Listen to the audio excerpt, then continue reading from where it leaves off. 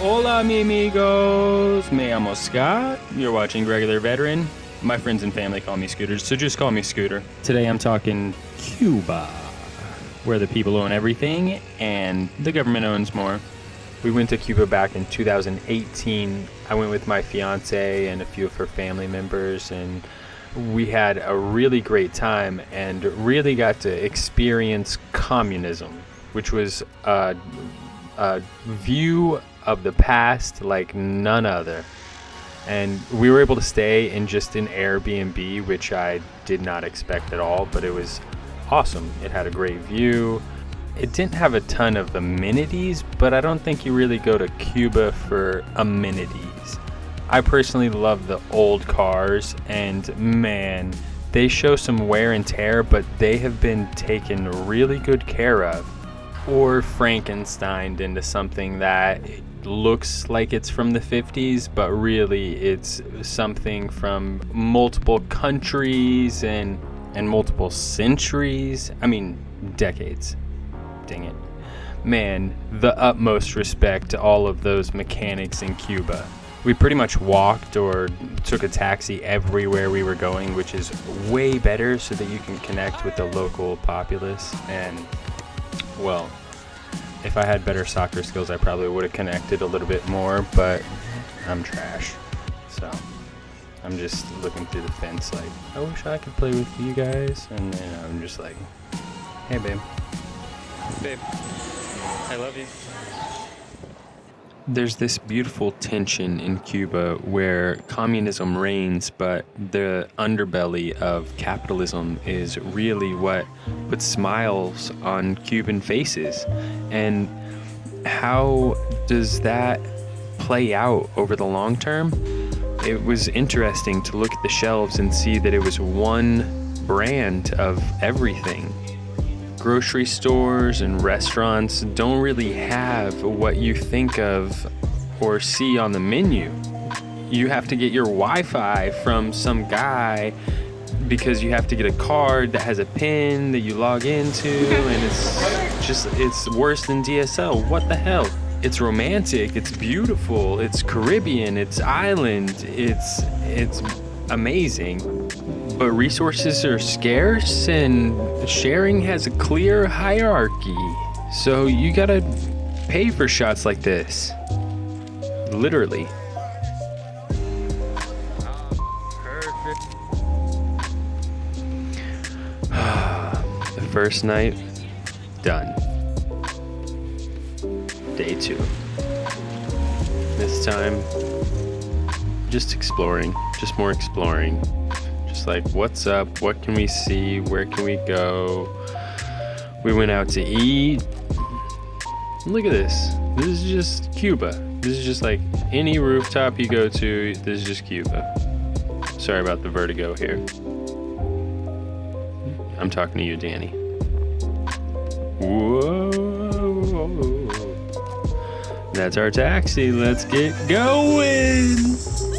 We ended up going to a museum, and I just remember thinking, what? This place is a museum. What are we doing? But the art was absolutely amazing. So if you get a chance, you should definitely check out a museum anytime you travel to any new city, because they just have good stuff there. So, yeah, I mean, everywhere. You see old right next to new, painted right next to, just disheveled, and well, people are thankful there though. So if you do get to go, just remember to take those little gold coins that are they got chocolate inside them. You can make some real quick friends that way. At least thanks, because I didn't think of that, but somebody else on our trip did. And you just look like way less of a creep when you go to this little person's birthday party.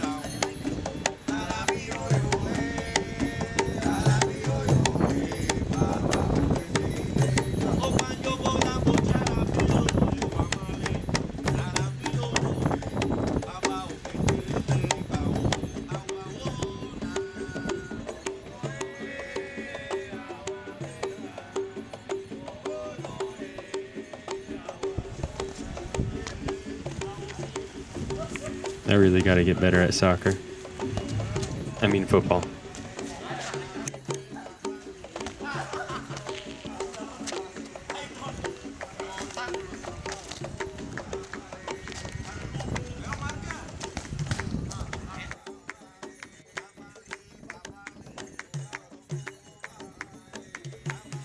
It's crazy looking back at all this during COVID and being like, man, I'm all next to them and I don't even know them. Jeez. All right, day 3. Here we go. Going to the botanical garden. Ooh, yeah. We got to get out of this city and see what it's like. Have you seen the countryside of Cuba? Cuba!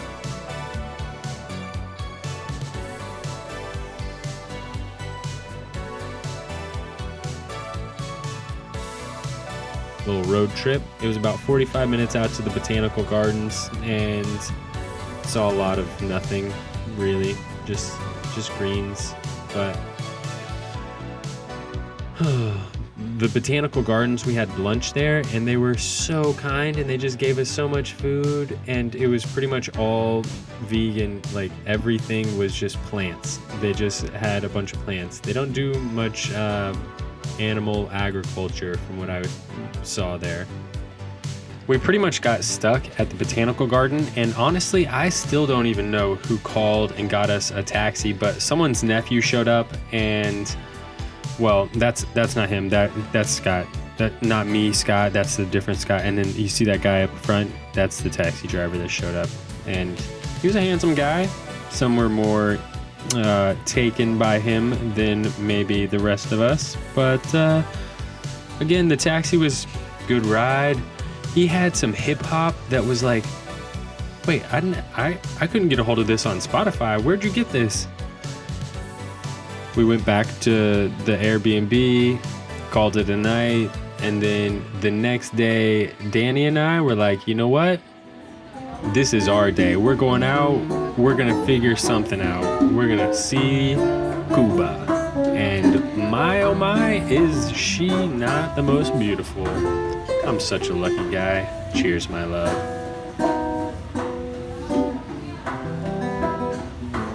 The whole menu there was vegan. Oh, there's kids. That's When exploring, kids are a good sign that you're in safety. I mean, if they're laughing and stuff, you know? Who's that? My son. Nice. He's 16. 16? He lives here? That's the way we go with it. We're friendly people. yeah. That's all we got. We don't have nothing else. The government take everything. All we got left is to be friendly with us, you know? Yeah. Because they take everything. They got the power. I think we can pretty much all say that our governments have the power. So I agree with him and I empathize with the man. There were 11 million people at the time in Cuba, and we met about 11 that day, and they were all super welcoming and made us feel safe. And the only time we felt unsafe were because our past, not because of where we were in that moment. Best day ever.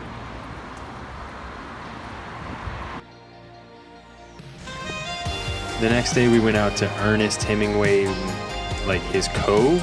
I guess he just used to go there and write a lot. He liked it in Cuba, I guess. I don't know. But look at this steering wheel. I know, it's a Toyota in like a 1950s Chevy. What in the actual... And it's a Peugeot transmission, I promise. He told me. Oh my gosh. Taylor, get off your phone. What are you doing? Cool reflection shot. Yeah, you're welcome. Told you this wouldn't be your normal, typical thing. Oh, you see those people that just drove by on the scooter? You'll see them again and again. I'll point them out, don't worry. Anyways, the Kids went to school in uniforms. That was pretty interesting. There they go. See? Kids. Sorry it's so shaky. I hate it, but you know, that's just what you sacrifice when you don't want to take a gimbal, because maybe it gets taken in customs or something. You don't know. You're never into that. Oh, there they go again. Third time, last time, I think. Ooh, look at that Cuba. Whoa, backwards. Heyo. Yeah, like a lot of things in Cuba. You didn't see any cranes moving the whole time we were there. No, I think they actually said the last time there was like real construction was like 1992 or something, so. Scooter gang.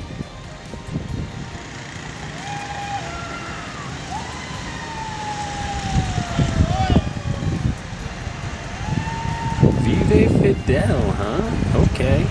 Well, the Castros are still actually in power. It's just a different Castro now, and he's the first secretary. Oh, awesome car. Gosh, what a dream shot for my portfolio. And we went without water for like a day and a half, but not a big deal for us because we were leaving soon. I just felt really bad that that was what people always had to live with. Like, just randomly their power is not there. The escape, really dramatic much. Wow. But it really did feel like an escape. I'm not even kidding. It was like, ooh, what if they don't let me out of here? What if like the airport is like, nope, you forgot a stamp on the thing, so you gotta stay. I didn't have a plan for that. So that was a little bit intimidating. Like, what if I need to stay here? But I didn't have to, so I felt really at ease.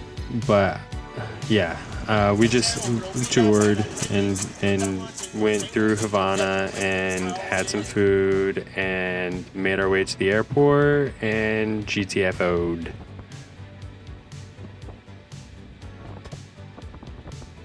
So what else do you want to know about Cuba? I mean, I can't tell you everything about Cuba, but I can tell you some things.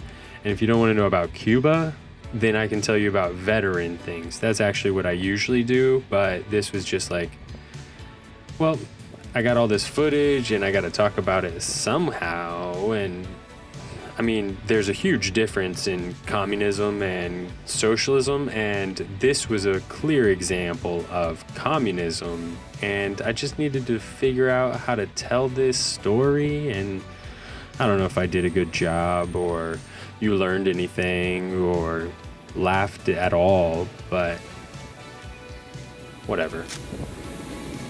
Got that leg room even though I'm 5'10". What's up?